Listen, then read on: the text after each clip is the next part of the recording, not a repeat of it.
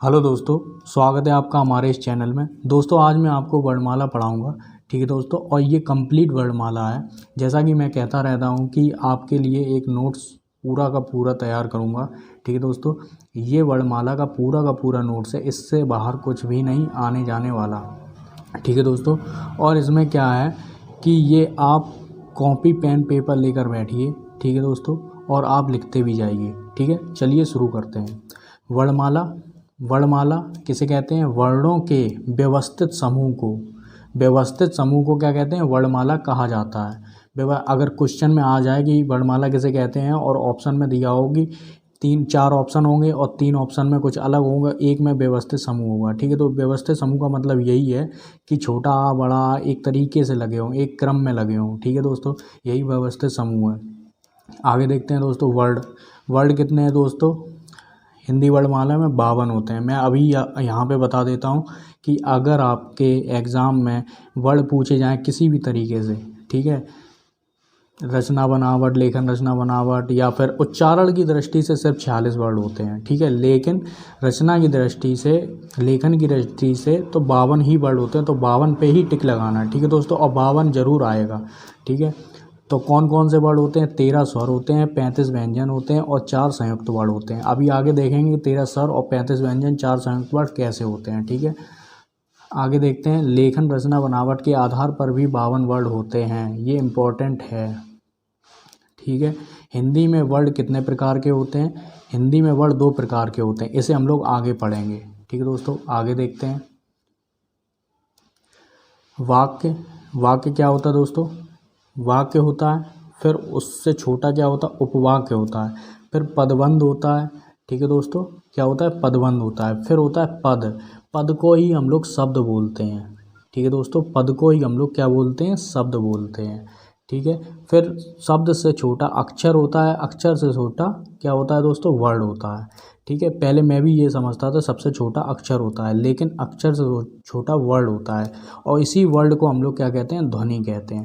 देख लेते हैं। जैसे ये राम का नाम लिखा हुआ है, ठीक है। तो इस नाम में क्या है कि ये जो रा बना हुआ है, ठीक है, इसका भी हम लोग तोड़ सकते हैं। जैसे रा है, ठीक है, इसके नीचे हलंत लगा दिया और प्लस छुपा हुआ आ का डंडा लगा हुआ है इसमें, तो हमने आ लगा दिया, ठीक है दोस्तों। तो इसमें क्या है, अगर राम लिखा होता पूरा का पूरा तो हम लोग क्या करते? हलंत लगाते प्लस यहाँ पे बड़े आ का डंडा लगाते, जैसा कि इसमें है, ठीक है दोस्तों। फिर माँ लगाया है इसमें हलंत लगा के, और फिर ये अब इसके टुकड़े नहीं किए जा सकते। ये सबसे छोटी इकाई है इसलिए, ठीक है दोस्तों। सबसे छोटा क्या हो सकता है? बस वही है, उसके टुकड़े नहीं किए जा सकते, ठीक है। आगे देखते हैं दोस्तों। वर्ड देख लेते हैं। वर्ड क्या है? वर्ड को ध्वनि भी कहते हैं, ठीक है दोस्तों। तो क्या है? भाषा की वह छोटी से छोटी इकाई जिसके टुकड़े ना किए जा सकें, ठीक है। जैसा कि मैंने आपको बताया था राम, ठीक है, उसके हलंत लगने के बाद फिर उसके टुकड़े नहीं किए जा सकते, बस उसी को ही हम लोग क्या कहते हैं? वर्ड कहते हैं, ठीक है। ध्वनि मतलब जैसे का, खा, गा, घा, ड़ा और भी कई वर्ड आते हैं उसमें, ठीक है। और ये स्वर हैं आपके, स्वरों में नहीं लगता है, ठीक है दोस्तों। स्वरों में नहीं लगता है हलंत, ठीक है दोस्तों। अब थोड़ा और देख लेते हैं। 52 वर्ड होते हैं, 13 स्वर होते हैं, जैसा कि मैं पहले बता चुका हूँ। ऐसे हम लोग डिटेल में पढ़ेंगे। 13 स्वर होते हैं, छोटा आ, बड़ा, छोटी, बड़ी, छोटा ऊ, बड़ा ऊ, री, ए, ऐ, ओ, औ। इसे गिनेंगे हम लोग 1 2 3 4 5 6 7 8 9 10 और 11। इसे आप याद रखना, अभी मैं आगे बताऊँगा, ठीक है। और अंग और आहा, ये यहाँ तक तो 11 हो गए, लेकिन इसे मिलाने पे 13 हो जाते हैं, इसलिए यहाँ पे 13 लिखा हुआ है, ठीक है दोस्तों। ये अयोगवा होते हैं। ये वर्ड क्या होते हैं? अयोगवा होते हैं। ये मैंने आगे बताया हुआ है। ये इनका जातीय योग ना तो स्वरों के साथ होता है, ना ही व्यंजनों के साथ होता है, ठीक है दोस्तों। और ये जो वर्ड हैं, ये ल्यूसेंट में तो स्वर के साथ नहीं रखे गए हैं, इसीलिए ल्यूसेंट में क्या 10 स्वर बताए गए हैं। आगे देखते हैं दोस्तों। 35 व्यंजन होते हैं। 35 व्यंजन का, खा, गा, घा, ड़ा, चा, छा, जा, झा, या, टा, ठा, डा, ढा, ड़ा, ता, था, दा, धा, ना, पा, फा, भा, मा, ठीक है दोस्तों। और ये क्या है? यहाँ पे इतने 25 होते हैं, ठीक है। ये स्पर्शी व्यंजन कहे जाते हैं, ये पूरे 25 स्पर्शी व्यंजन होते हैं, स्पर्शी व्यंजन कहे जाते हैं। अब वो 13 और 25 मिला के, और ये अंतःस्थ व्यंजन हो गए, या रा ला वा, तो 25 और 29 ये, ठीक है। मतलब कि 25 और ये 4 ये 29 ये हो गए, ठीक है, 29 हो गए। और ऊष्म संघर्षी व्यंजन 29, 30, 31, 32, 33, यानी सा सा सा और हा, ठीक है। तो ये हो गए 33, ठीक है। ये संख्या आप याद रखना कि अगर पेपर में पूछा जाए कि व्यंजन कितने होते हैं तो 33 पर ही टिक लगाना, ठीक है दोस्तों, 33 पर ही टिक लगाना, ठीक है। आगे देख लेते हैं द्विगुण उच्छिप्त व्यंजन, ठीक है। ऊष्म संघर्षी हम लोगों ने देख लिए थे, 4 थे, अंतःस्थ व्यंजन भी 4 थे, लेकिन द्विगुण उच्छिप्त व्यंजन डा और ढा, ठीक है, ये क्या है, ये नवीन ध्वनियाँ हैं, ठीक है, ये संस्कृत में नहीं है, ठीक है। तो 33 हो गए थे, 33 + 2 कितने होते हैं दोस्तों, 35 होते हैं, ठीक है। तो फिर क्या है, संयुक्त व्यंजन, संयुक्त व्यंजन कितने होते हैं, 4 होते हैं, छा त्रा गया और स्रा, ये 4 होते हैं, ठीक है। तो टोटल जब हम लोग सभी को जोड़ लेंगे तो 52 हो जाएंगे। कितने हो जाएंगे दोस्तों, 52 हो जाएंगे।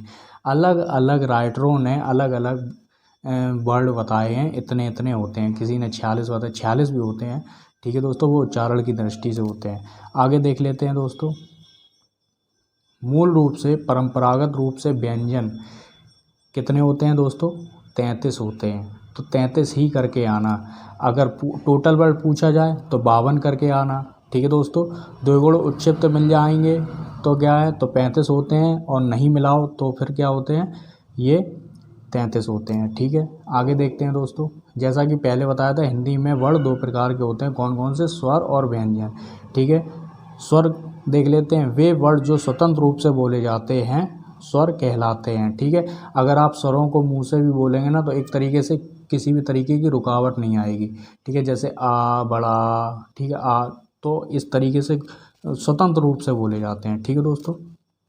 थोड़ा और देख लेते हैं, परंपरागत रूप से इनकी संख्या कितनी होती है, 13 होती है, ठीक है।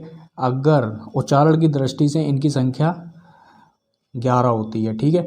देखिए ल्यूसेंट में क्या 10 दिया हुआ है, ठीक है, ल्यूसेंट में 10 दिया हुआ है, और 11 टोटल है री मिला के, ठीक है। अगर पेपर में 11 आ जाता है तो आप 11 ही करना, ये बातें मैंने आगे भी बताई हैं, ठीक है दोस्तों। इसमें कितने हैं, इसमें गिनते हैं, पहले 1 2 3 4 5 6 7 8 9 10 11, ठीक है दोस्तों। कौन कौन से हैं दोस्तों, छोटा है, बड़ा, छोटी, बड़ी, छोटा ऊ, बड़ा ऊ, री, ए, ऐ, ओ, औ, ठीक है दोस्तों। ये क्या है, ये 11 स्वर होते हैं, ठीक है। ल्यूसेंट में क्या है कि ये इसमें री को एक अलग अलग लिखा हुआ है, ठीक है, लेकिन उसमें क्या है, जो स्वर बताए गए हैं वो 10 ही बताए गए हैं। कितने दोस्तों, 10 बताए गए हैं, जैसा कि मैं अभी पहले बता चुका हूँ, ठीक है।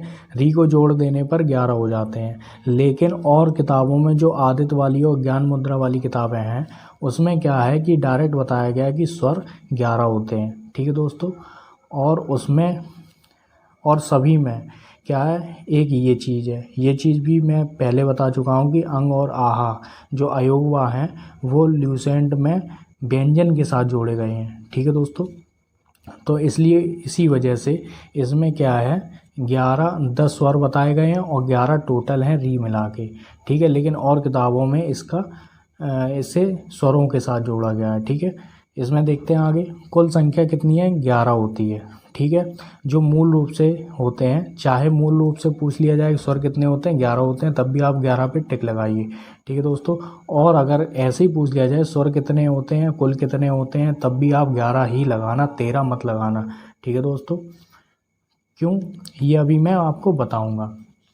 आगे देखिए, अंग एक अनुस्वार है, ठीक है दोस्तों, ऊपर बिंदी लगी होती है, और एक आहा जो कि एक विसर्ग है, इस तरीके से उसका चिन्ह होता है। ये संस्कृत में भी बहुत ज़्यादा प्रयोग किया जाता है, ठीक है दोस्तों। और इसे कहते हैं अयोगवा, इन दोनों शब्दों को, अक्षरों को क्या कहते हैं, अयोगवा कहते हैं, ठीक है। ये एक तरीके से पूर्ण अक्षर नहीं है, ठीक है, ये किसी न किसी के साथ आता है, ठीक है दोस्तों। अब इसमें देख लेते हैं, लेखन की दृष्टि से ये स्वर होते हैं, मतलब लेखन की दृष्टि से ये स्वर होते हैं, और उच्चारण की दृष्टि से ये क्या, व्यंजन होते हैं। इसलिए मैंने आपको बताया है कि अगर स्वर पूछे जाएं तो ये आप 11 ही करना। ठीक है दोस्तों, आगे देखते हैं स्वरों का वर्गीकरण। हाँ, अगर 11 नहीं आता है, ऑप्शन में 11 नहीं, तो आप 13 करना। ठीक है दोस्तों, अगर ऑप्शन में है ही नहीं, ठीक है, या फिर यही पूछ लिया जाए कि उच्चारण की दृष्टि से कितने होते हैं, तो आप एक तरीके से 11 कर लेना। ठीक है, तो आगे देखते हैं स्वरों का वर्गीकरण। स्वरों का वर्गीकरण क्या, इसमें बहुत सारे वर्गीकरण दिए हुए हैं। पहला देख लेते हैं, ये पहला है उच्चारण मात्रा के आधार पर। किससे दोस्तों, उच्चारण या फिर मात्रा के आधार पर। पहला देखते हैं ह्रस्व स्वर। ह्रस्व स्वर में क्या है, वे स्वर जिनके उच्चारण में कम समय लगता है ह्रस्व स्वर कहलाते हैं। वे स्वर जिनके उच्चारण में कम समय लगता है और ह्रस्व स्वर कहलाते हैं। ठीक है, इसमें क्या है, वे स्वर जिनके उच्चारण से एक मात्रा का बोध होता है। कितने मात्रा का, एक मात्रा का बोध होता है, उसे क्या कहते हैं, ह्रस्व स्वर कहते हैं। कौन कौन से, छोटा आ, छोटी ई, छोटा ऊ और री। इसमें देखिए एक एक बना हुआ है, यानी एक मात्रा का बोध हो रहा है। ये आप इसे रट लीजिए, क्योंकि ये छंद में भी आपका यूज होने वाला है। ठीक है दोस्तों, आगे देखते हैं ह्रस्व स्वर हो गया है। दीर्घ स्वर देख लेते हैं दोस्तों। वे स्वर जिनके उच्चारण में ह्रस्व स्वर से अधिक का समय लगता है। मतलब जो ह्रस्व स्वर है, छोटा आ और छोटी ई, छोटा ऊ, ये क्या है, ये ह्रस्व स्वर होते हैं और इनमें क्या है, ये एक मात्रा का बोध होता है। लेकिन दीर्घ स्वर ह्रस्व स्वर से अधिक का उच्चारण करता है। मतलब वे स्वर जिनके उच्चारण में ह्रस्व स्वर से अधिक का समय लगता है। ठीक है दोस्तों, अब इसमें आगे देख लेते हैं वे स्वर जिनके उच्चारण में दो मात्राओं का बोध होता है दीर्घ स्वर कहलाते हैं। ठीक है दोस्तों, उसमें क्या था, ह्रस्व स्वर में एक डंडा बना दिया जाता है, लेकिन यहाँ पे क्या है, यहाँ पे इस तरीके से चिन्ह बनाया जाता है। इसे गुरु भी कहते हैं, गुरु। ठीक है दोस्तों, ये दो मात्राओं का बोध कराने वाला चिन्ह है। कौन कौन से दोस्तों, बड़ा आ, बड़ी ई, बड़ा ऊ। ठीक है दोस्तों, ए ऐ ओ औ। ठीक है दोस्तों, देखते हैं 1 2 3 4 5 6 7, ये 7 होते हैं। ठीक है, आगे देखते हैं दोस्तों, तीसरा है प्लुत स्वर। ये सारे के सारे उच्चारण की दृष्टि से हैं, उच्चारण के आधार पर।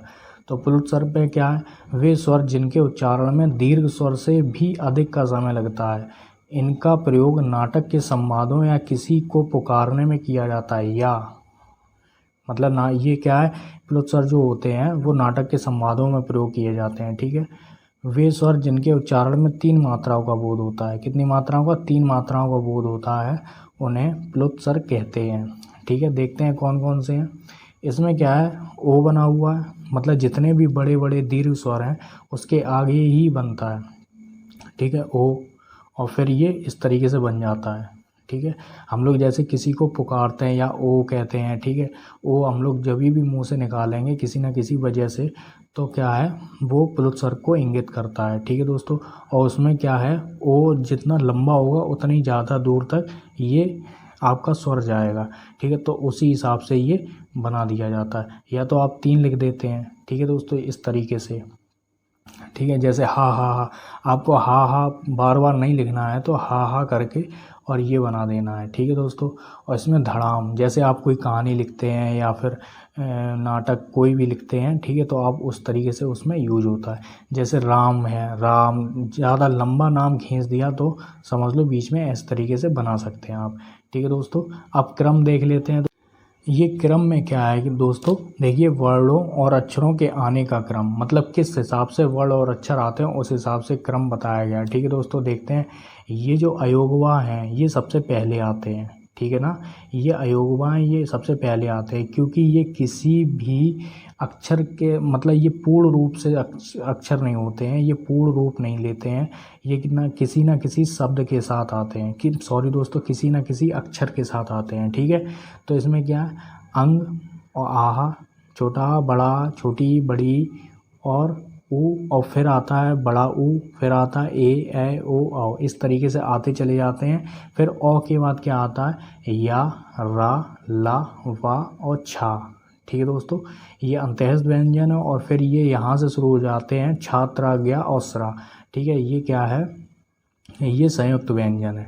ठीक है दोस्तों, ये क्या है, संयुक्त व्यंजन। तो इसी तरीके से सीरीज चलती है।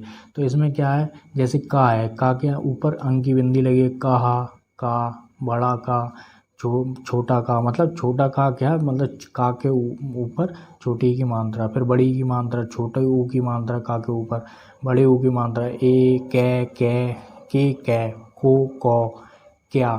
ठीक है दोस्तों, ये क्या आ रहा, और क्रा। ठीक है, किला क्वा और छा। ठीक है दोस्तों, ये संतान, सकल और सचम और सचल लिखा हुआ है। ये जो क्वेश्चन है ये सॉल्यूशंट में आपको नहीं मिलेगा, ये आपको मिल जाएगा ज्ञान मुद्रा और आदित्य पब्लिकेशन वाली में। ठीक है दोस्तों, तो इसमें क्या ये भी बहुत ज़्यादा इंपॉर्टेंट है, ये पूछा जाता है टेट सुपर टेट में। ठीक है दोस्तों, तो इसमें क्या पूछ दिया जाएगा, इस तरीके से सीरीज़ दे दी जाएगी और उसमें पूछ दिया कहीं संतान इधर लिखा होगा और सचम इधर लिखा होगा, तो उनसे पूछ लिया जाएगा कि इसका सही क्रम बताइए। तो क्या सबसे पहले संतान आता है, सकल आता है, सक्षम आता है और सचल आता है। ठीक है दोस्तों, आगे देखते हैं, संयुक्त स्वर देख लेते हैं। संयुक्त स्वर है, ये बीच में मैंने डाल दिया है। ठीक है दोस्तों, इसे ये जो क्रम है और संयुक्त स्वर, ठीक है, ये क्रम इसलिए मैंने डाल दिया क्योंकि यहाँ पे लगभग कुछ चीज़ें खत्म हो गई हैं। ठीक है दोस्तों, संयुक्त स्वर वे स्वर जो दो या दो से अधिक स्वरों से मिलकर बनते हैं संयुक्त स्वर कहलाते हैं। ठीक है दोस्तों, वे स्वर जो दो या दो से अधिक स्वरों से मिलकर बनते हैं संयुक्त स्वर कहलाते हैं। ये भी दोस्तों क्वेश्चन आ सकता है। ठीक है दोस्तों, जैसे कौन कौन से संयुक्त स्वर, ए ऐ ओ औ। ठीक है, ए बनता है छोटा आ छोटी ई से। ठीक है, आ बनता है छोटा आ से और ए से, मतलब जो बड़ा वाला बनता है वो छोटे से ही और आ सब में लगा ही हुआ है। ठीक है दोस्तों, और जो बड़ा वाला ए है वो छोटे वाले से बनता है, जैसे अ है वो छोटे वाले ओ से बनता है। ठीक है दोस्तों, तो और ये जो छोटा वाला है वो ऊ से बनता है। ठीक है, इसी तरीके से तो जीव के आधार पर स्वर देख लेते हैं। ठीक है दोस्तों, दूसरा देखिए दोस्तों, जीव के प्रयोग के आधार पर स्वर। ठीक है दोस्तों, ये क्या है, उच्चारण के आधार पर हो चुका है। ठीक है दोस्तों, और ये बड़े एग्जामों में बहुत ही ज़्यादा पूछा जाता है। ठीक है दोस्तों, और आने वाले और भी हैं जो कि बड़े एग्जामों के लिए पूछा जाता है, लेकिन ये सुपर टेट के लिए इम्पोर्टेंट नहीं है। ठीक है दोस्तों, और छोटे छोटे एग्ज़ामों में जैसे यूपीएसआई, वैसे एग्ज़ाम तो बड़ा है यूपीएसआई का, लेकिन ये उसमें नहीं आ सकता है। ठीक है दोस्तों, चलिए शुरू करते हैं। पहला, जीभ के आधार पर अग्र स्वर, जिन स्वरों के उच्चारण में जीभ का अग्रभाग मतलब आगे का भाग काम करता है। मतलब जब भी आप कोई स्वर बोलते हैं तो क्या है, जीभ का आगे वाला भाग काम करता है इन स्वरों में। कौन कौन से वो स्वर हैं दोस्तों, छोटी ई है, बड़ी ई है, छोटा ए और ए। ठीक है दोस्तों, नेक्स्ट देखते हैं मध्य स्वर। मध्य स्वर में देखिए दोस्तों, जिन स्वरों के उच्चारण में जीभ का मध्य भाग काम करता है। ठीक है दोस्तों, उन्हें क्या मध्य स्वर कहा जाता है। जैसे छोटा आस, इसमें सिर्फ एक ही है। ठीक है दोस्तों, तीसरा देखते हैं दोस्तों, पश्च स्वर। पश्च स्वर में क्या है, जिन स्वरों के उच्चारण में जीभ का पश्च भाग यानी कि पीछे का, पश्च मतलब है पीछे का भाग काम करता है, उसे क्या कहते हैं, पश्च स्वर कहते हैं। जैसे बड़ा आ, छोटा ऊ, बड़ा ऊ, ओ, औ और औ। ठीक है दोस्तों, ये क्या है, पीछे का भाग। जब भी आप ये बोलेंगे ना, आप बोल के भी देखिए तो ये ज़्यादातर पीछे के भाग से ही उसमें टच हो रहा है। ठीक है दोस्तों, ज़्यादा काम कर रहा है। ठीक है, आगे देखते हैं।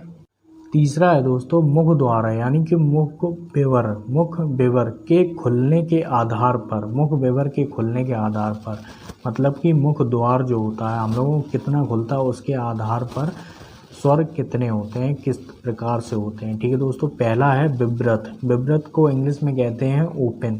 जिन स्वरों के उच्चारण में मुख द्वार पूरा खुलता है उन्हें क्या कहते हैं, विव्रत कहते हैं।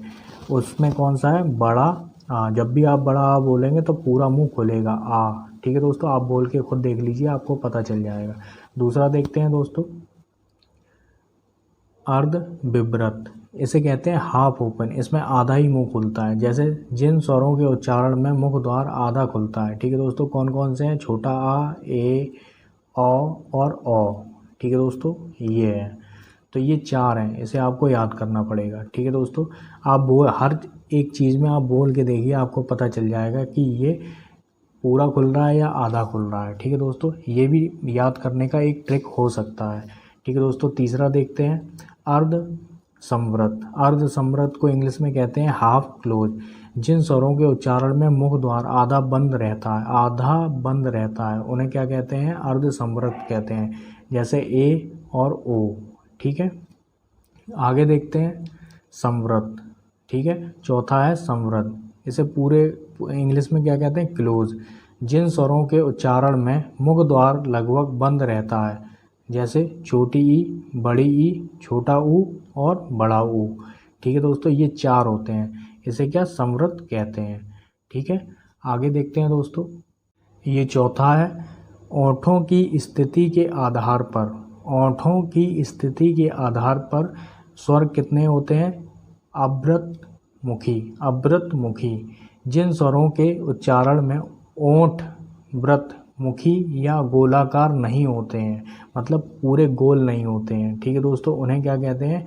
अवृतमुखी कहते हैं, अवृतमुखी स्वर कहते हैं। ठीक है, ये पहला है दोस्तों, छोटा आ, बड़ा आ, छोटी ई, बड़ी ई, ए, आए। ठीक है दोस्तों, ये आपके कितने हो गए? 1 2 3 4 5 6, ये अवृतमुखी हैं। ठीक है दोस्तों, ओंठों की स्थिति के आधार पर हैं ये दोस्तों। दूसरा देखते हैं दोस्तों, व्रतमुखी। व्रतमुखी मतलब इसमें मुंह गोल बन जाता है। ठीक है दोस्तों, जिन स्वरों के उच्चारण में ओंठ व्रतमुखी या गोलाकार होते हैं, कौन कौन से? छोटा ऊ, बड़ा ऊ, ओ, औ और आ। ठीक है दोस्तों, ये क्या है? ये सारे के सारे व्रतमुखी हैं। ठीक है दोस्तों, अब देखते हैं हवा के निकलने के आधार। ये है दोस्तों पांचवा, हवा के नाक व मुंह से निकलने के आधार पर स्वर कितने होते हैं। पहला है दोस्तों अनुनासिक स्वर, जो कि आप बहुत अच्छे से जानते हैं, ये एग्जाम में आता है कि अनुनासिक स्वर कौन कौन से होते हैं। ठीक है दोस्तों, अनुनासिक स्वर किसे कहते हैं?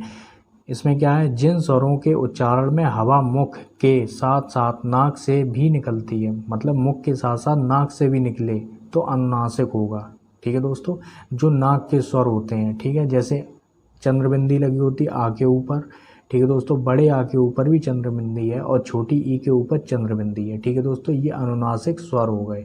ठीक है, आगे देखते हैं दोस्तों, इसमें है निर्नुनासिक मौखिक स्वर। ठीक है, जिन स्वरों के उच्चारण में, ये दूसरा है दोस्तों, जिन स्वरों के उच्चारण में हवा केवल मुख से निकलती है, हवा केवल मुख से निकलती है, नाक का प्रयोग नहीं होता है इसमें। ठीक है, उसमें क्या सीधी सी बात है, चंद्रबिंदी हटा दो सभी में। ठीक है, छोटा आ, बड़ा आ और छोटी ई। ठीक है दोस्तों, ये मौखिक रूप से बोले जाते हैं। ठीक है, छठवां देख लीजिए दोस्तों, ये लास्ट है घोषत्व के आधार पर। किसके आधार पर दोस्तों? घोषत्व के आधार पर। अभी देखिए इसमें क्या है, वे वर्ण जिनके उच्चारण में स्वर तंत्रियों में कंपन हो। ठीक है, तो सभी स्वर जो हैं उनमें कंपन होता है, तो सारे के सारे घोषत्व हो गए। घोषत्व को सघोष भी कहते हैं, सघोष या घोष। ठीक है दोस्तों, ये आपको व्यंजन जब मैं पढ़ाऊंगा तब आपको मिलेंगे। ठीक है दोस्तों, और ये जो व्यंजन है आपको आई बटन में मिल जाएगा। ठीक है दोस्तों, सघोष, सघोष किसे कहते हैं? स्वर तंत्रियों में श्वास का कंपन, जब कंपन होता है, जब कोई भी चीज़ बोलते हैं, ठीक है दोस्तों, तो आपको गले में ना एक अजीब सा भारीपन लगेगा। ठीक है, कंपन सा होगा, जैसे आ बोलिए तो आपको खुद ही महसूस होगा ये चीज़। ठीक है दोस्तों, आगे देखते हैं, ये देखिए अनुनासिक वर्ड, जैसा कि अभी मैंने बताया था अनुनासिक वर्ड क्या होता है। ठीक है दोस्तों, ये आप अपनी परिभाषा इसकी आप लिख के रख लीजिए। ठीक है दोस्तों, टीचिंग में भी बहुत काम आती है और सभी चीज़ों में काम आती है। ठीक है दोस्तों, वे व्यंजन जिनका उच्चारण नाक प्लस मुंह की सहायता से होता है, अंग की बिंदी लगी होती है, अनुनासिक वर्ड कहलाते हैं। ठीक है दोस्तों, अनुनासिक वर्ड कहलाते हैं। तो ये तो यहाँ पे आपका कंप्लीट हो गया। आगे देखते हैं, ये इम्पोर्टेंट है दोस्तों, जैसे अमानक वर्ड। अमानक वर्ड पूछ दिया जाता है कि अमानक वर्ड क्या होता है या अमानक वर्ड कौन सा है। ठीक है दोस्तों, तो अमानक वर्ड कौन सा होता है? ये वाला होता है। ठीक है दोस्तों, ये, ठीक है, और कभी कभी भा भी आ जाता है। ठीक है दोस्तों, ये वाला जो बनता है ये तो बहुत सरल है, भा बनाइए और यहाँ से आप इसकी पूंछ सी निकाल दीजिए और ये सादा भा है। ठीक है, और ये इस तरीके का बनता है। ठीक है, या तो पुराने ज़माने में ये बनाया जाता था। ठीक है दोस्तों, इस तरीके का। तो ये मैंने सही से नहीं बना पाया होगा, तो आप अच्छे से आप बना सकते हैं। ठीक है दोस्तों, तो ये क्या है, इसे बस ऐसे इस तरीके से बनाते हैं, इस तरीके से। ठीक है, अब इसमें क्या है मैं आपको बता दूं, अगर कोई भी वर्ड आ जाए, ठीक है, सबसे पहले तो वो वर्ड इस तरीके का दिखेगा। ठीक है दोस्तों, इस तरीके का दिखेगा। अगर इनमें से कोई एक वर्ड अगर किसी ऑप्शन में आ रहा है तो आप तुरंत के तुरंत उस ऑप्शन को लगा देना। ठीक है दोस्तों, लेकिन अगर ये तीनों में से कोई दो आ जाएं, जैसे ये आ जाए और ये आ जाए, ठीक है दोस्तों, तो आप इसे पहले नंबर पे रखना, इस पे ही टिक लगाना है। ठीक है, ये याद रखना। मान लीजिए ये और ये आ जाए तो आप इस पे टिक लगाएंगे। सबसे लास्ट ऑप्शन है ये। अगर ये अकेला आता है, ये अकेला ही आएगा अगर आएगा तो। ठीक है दोस्तों, और अगर अकेला नहीं आता, इनके साथ आता है तो सबसे, अगर इसके साथ आता है तो इस पे लगाइए, अगर इसके साथ आता है तो इस पे लगाइए। ठीक है दोस्तों, और अगर अकेला आता है तो फिर भा लगाइए, क्योंकि अलग अलग किताबों में क्या हुआ है कि इस तरीके से भी दिया गया है, और ये भाप इधर थोड़ी पूंछ से निकली है भा में, इससे भी दिया गया है। ठीक है दोस्तों, ये आप अच्छे से, ये 1 नंबर का क्वेश्चन आपका बन सकता है। ठीक है दोस्तों, सभी एग्ज़ामों के लिए बहुत ही ज़्यादा इम्पोर्टेंट है। ठीक है, इसमें क्या है, आगत ध्वनियाँ। आगत ध्वनियाँ कौन कौन सी हैं दोस्तों, जैसे आगत ध्वनियाँ हैं, का के नीचे एक बिंदी लगी होती है। ठीक है, खा के नीचे एक बिंदी लगी होती है, और गा के नीचे लगी होती है, जा के नीचे लगी होती है, कभी कभार यहाँ कभी कभार यहाँ, फा के नीचे लगी होती है। तो इनसे जो भी बनते हैं, जफ़र, पजामा, जुकाम। ठीक है दोस्तों, अरबी भाषा होती है और ये फ़ारसी भाषा होती है। इससे ये जो नीचे बिंदी होती है, इसे पता क्या कहते हैं, इसे नुक्ता कहते हैं, नुक्ता बिंदु। ठीक है दोस्तों, इसे क्या कहते हैं, नुक्ता। ठीक है, ठीक है दोस्तों, नुक्ता लिख देते हैं दोस्तों, नुक्ता। ठीक है दोस्तों, आप ये जो पढ़ रहे हैं, ये आप पेपर पेन लेकर बैठिए और बहुत अच्छे से लिखिए। ठीक है दोस्तों, ये कंप्लीट नोट्स है, इससे बाहर आपका एक भी क्वेश्चन नहीं जाने वाला, ये दावा है मेरा। ठीक है दोस्तों, और सुनिए, और क्वेश्चन आंसर भी लगाइए। ठीक है दोस्तों, किताब ले लीजिए, किसी की भी किताब लीजिए, मेरे हिसाब से ज्ञान मुद्रा, और वैसे तो सभी किताबें इंपॉर्टेंट हैं, ल्यूसेंट भी है, ज्ञान मुद्रा भी, आदित्य भी, और भी कई आती हैं। ठीक है दोस्तों, उन्हें भी आप लगाइए। इसमें से एक क्वेश्चन ज़रूर फंसेगा। आगने वाले दूसरा जो पार्ट होगा वो क्या है, व्यंजन का होगा। आप उस व्यंजन को बहुत अच्छे से तैयार करिए। ठीक है दोस्तों, पूरा वीडियो देखने के लिए धन्यवाद।